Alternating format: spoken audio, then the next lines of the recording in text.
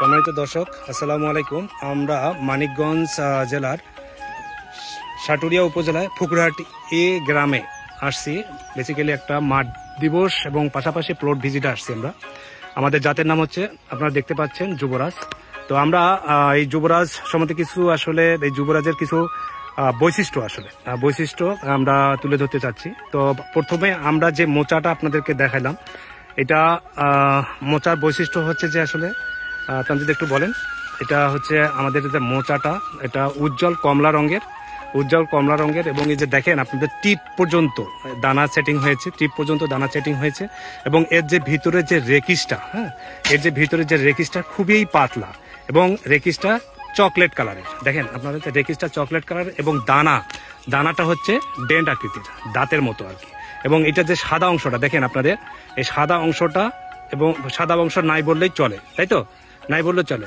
একটা বিষয় খেয়াল করবেন যে মোচার সাদা অংশ বেশি দেখা যায়, সেটার মধ্যে ময়েশ্চার পরিমাণ বেশি বোঝা যায়।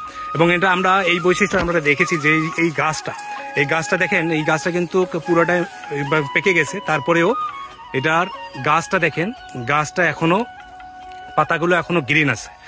যে পাতা, এটা একটা ভালো বৈশিষ্ট্য, পাতা গ্রিন থাকার কারণে এটা দানা কিন্তু মানে পুষ্ট হয় আর কি।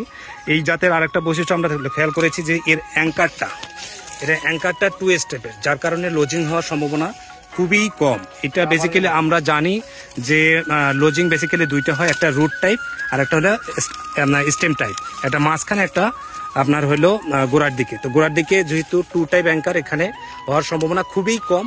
এবং মাঝ বরাবর মোচা হওয়ার কারণে এইটা গাছটা খুবই শক্তশালী হয় আর কি। আর এই গাছটা বেসিক্যালি এটা হলো একটা কিছুটা পেন্সিলের মতো, এটা রাবারের মতো দুলবে কিন্তু ভাঙবে না, মানে লজিং হওয়ার সম্ভাবনা খুবই কম। যাই হোক, এই পর্যায়ে আমরা চাষি ভাই কাছ থেকে শুনতে চাই, আসলে ভাই ইউসুফ ভাই, আপনি যে এই যে যুবরাজ করলেন, কত বছর ধরে যুবরাজ করেন?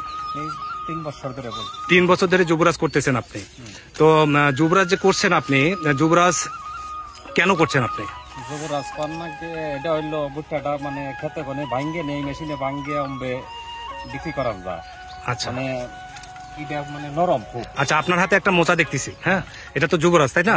এটা তো যুবরাজ। এটা বেসিক্যালি এটা একটা জিনিস হলো বৈশিষ্ট্য, যদি একটু ধরেন, যেটা আসলে হাক্স কভারটা মানে, হ্যাঁ, এই হাক্স কভারটা খুবই টাইট। একটু খুলেন, হাক্স কভারটা খুবই টাইট।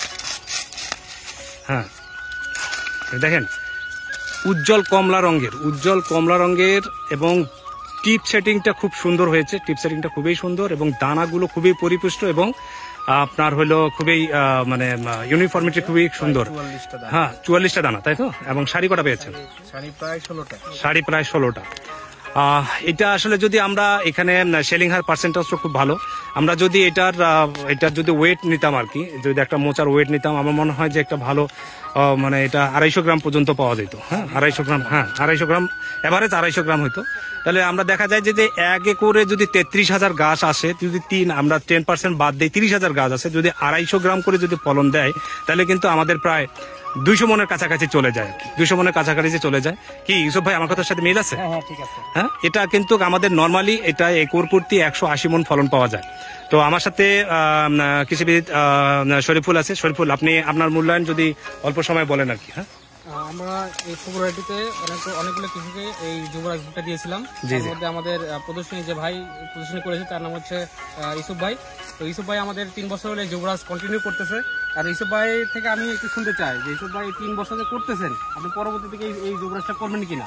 হ্যাঁ, আমি এই যুবরাজ বই না, আমি মজা পাইছি। যুবরাজ ভুট্টাটাই লাগাবো। আচ্ছা, ধন্যবাদ ইউসুফ ভাই। তো আমরা জানি যে আসলে বাংলাদেশের আর্লি সেগমেন্টে যতগুলো আগাম জাত আছে, আমরা এই আগাম জাতের মধ্যে এই যুবরাজটা একটা প্রিমিয়াম প্রোডাক্ট হয়ে যাচ্ছে। সারা বাংলাদেশে এর ভাইব্রেশন খুবই ভালো। এবং যারা আপনারা দেখেন ইউনিফর্মিটি খুবই চমৎকার, এবং প্রত্যেকটা গাছে মোচা একটা দুইটা করে মোচা হচ্ছে, এবং ইউনিফর্মিটি খুব চমৎকার। এবং আপনারা যারা এই ভিডিও দেখছেন, আমি আশা করব যে আগামীতে আর্লি সেগমেন্টে আপনারা সবাই যুবরাজ করবেন, সেই কাঙ্ক্ষিত ফলন পাবেন। একর প্রতি 180 মনের ফলন আপনারা তুলে নেবেন। এই আশাবাদ ব্যক্ত করে আমরা এখানে শেষ করছি। সবাই ভালো থাকবেন, সুস্থ থাকবেন। আল্লাহ হাফেজ।